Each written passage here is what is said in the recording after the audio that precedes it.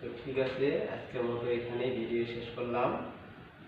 পরবর্তী খেলা শুরু হওয়ার সময় আবার আমরা ভিডিও করব। সেই ভিডিওতে অনেক দর্শক এবং প্লেয়ার এবং আরো অন্যান্য যে সিচুয়েশনগুলো দেখানো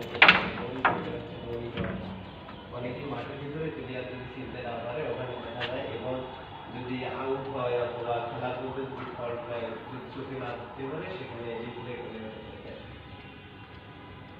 শুধু একটাই না, পাশে আরেকটা দেখতে পাচ্ছি।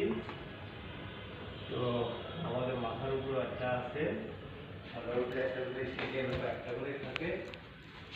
পাশে হচ্ছে জাতির জনক বঙ্গবন্ধু শেখ মুজিবুর রহমানের ছবি।